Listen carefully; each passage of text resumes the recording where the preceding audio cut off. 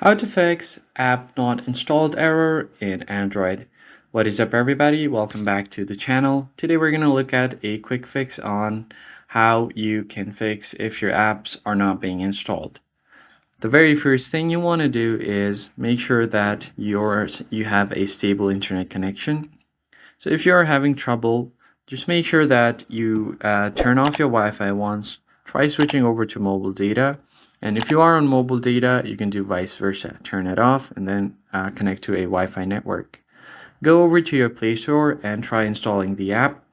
So once you open up Play Store, you can just tap on any app you want and then try to install it.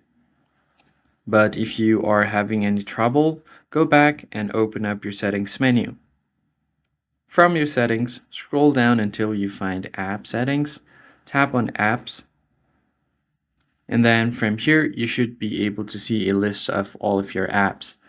Now you need to disable Google Play Store and Google Play services. What it does is it will allow you to disable them temporarily, which can sometimes interfere with the APK installation. After disabling them, attempt to install your APK. So I'll just go ahead and search for Play Service, and you should be able to see Google Play Service over here.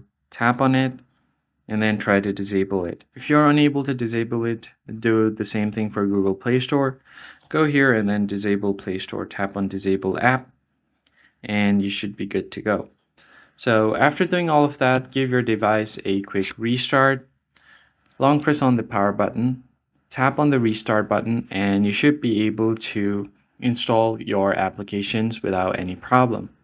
That is it for this tutorial, guys. If you found this helpful, don't forget to hit the like button down below, subscribe to our channel, and I'll catch you guys in the next one.